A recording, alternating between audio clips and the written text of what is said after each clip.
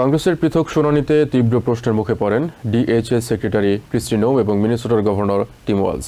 বুধবার house Judiciary কমিটির সামনে সাক্ষ্য দেন নোম।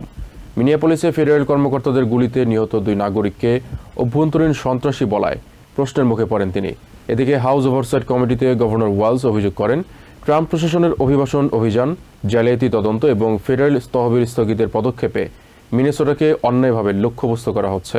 Were Renee Good and Alex Preddy domestic terrorists? House Judiciary কমিটির শুনানিতে ranking member Jamie Raskin DHS secretary Kristi নোমকে কঠোর প্রশ্ন করেন। জানুয়ারিতে পৃথক ঘটনায় নিহত রেনে গুড এবং অ্যালেক্স প্রেটি সম্পর্কে নোম প্রথমে ইঙ্গিত দিয়েছিলেন তারা অভ্যন্তরীণ সন্ত্রাসবাদের সঙ্গে জড়িত থাকতে পারেন। পরে প্রকাশিত ভিডিও ফুটেজে সেই দাবির ওপর প্রশ্ন ওঠে এবং উভয় দলের আইন প্রণেতাদের কাছ থেকেই সমালোচনা আসে।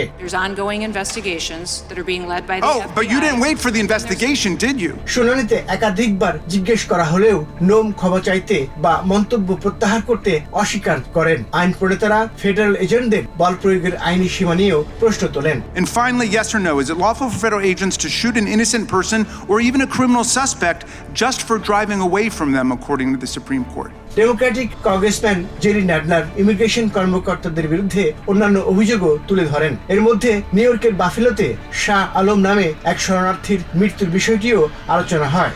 Which case are you talking about, sir? Shah Alam, the one who was We will released. certainly look at that, but I want you to know that the investigation... নোম বিভিন্ন সময় দাবি করেন সবচেয়ে বিপজ্জনক অপরাধীদের লক্ষ্য করা হচ্ছে। এই বক্তব্যের পরিপ্রেক্ষিতে ডেমোক্র্যাট স্টিভ কোহেন বলেন, বাস্তব পরিসংখ্যান সেই দাবি সমর্থন করে না। সেক্রেটারি নোম পাল্টা বলেন তার ডিপার্টমেন্ট গোয়েন্দা তথ্যের ভিত্তিতে পদক্ষেপ নিচ্ছে।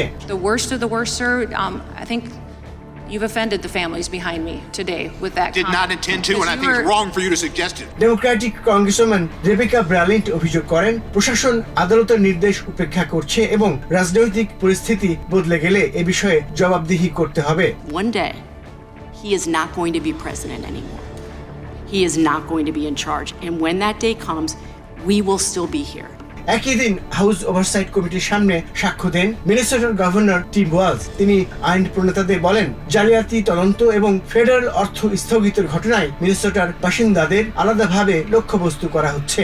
The people of Minnesota have been singled out and targeted for political retribution at an unparalleled scale. Trump প্রশাসন গত কয়েক মাস ধরে মিনেসোটায় কঠোর অভিবাসন অভিযান চালাচ্ছে। জানুয়ারিতে ওই অভিযানের সময় ফেডারেল কর্মকর্তাদের গুলিতে 2 আমেরিকান নাগরিক নিহত হন। একই সঙ্গে জালিয়াতির অভিযোগ তুলে স্টেটের সামাজিক কর্মসূচির জন্য বরাদ্দ কিছু ফেডারেল অর্থ স্থগিত করা হয়েছে।